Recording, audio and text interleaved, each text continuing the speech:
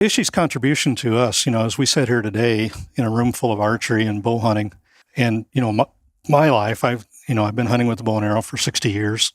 It's all I've ever done. What Ishi did for us on that day in 1912, when Pope looked out that window and saw Ishi shooting the bow, and Pope left his office and went down there and started shooting with him.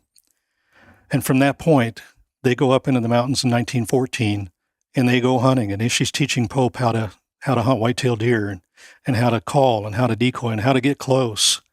And then Ishi dies and Pope continues.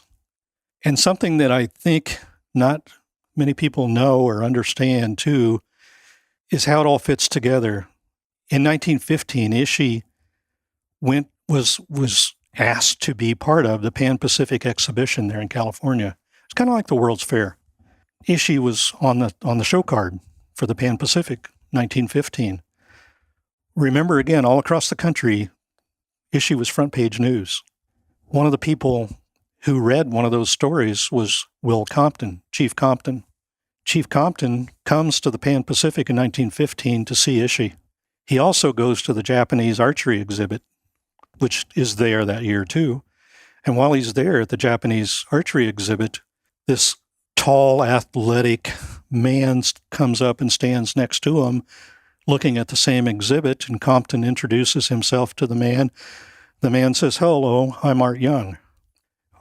"Art, glad to meet you. Do you hunt with a bow and arrow? Do you shoot a bow and arrow?" "No, I think I would like to." "Well, why don't you come back and let's go meet this guy named Ishi?" And then they get friends with Pope, because Pope is part of Ishi's circle. So now we have Pope, Compton, and Young coming together because of Ishi. Ishi dies in 1916. Pope and Young continue to hunt across the world. They go to Alaska. They go to Africa. They hunt with their bow and arrow. They document their hunts. They write stories for the magazine. They publish books about hunting with the bow and arrow. Art goes on a hunt to Alaska, makes a movie, a silent black and white movie of hunting Alaska called Alaskan Adventures. You can Google it and look at it on YouTube. He comes back with that movie, and he goes around the country showing that silent black and white movie at movie theaters across the country. Well, because it's silent, he goes too, and he sits on stage and he narrates the movie for the audience. And then after the show, he does shooting exhibitions. Well, he's doing this show in 1928 in Detroit. In the audience is a young man by the name of Fred Bear.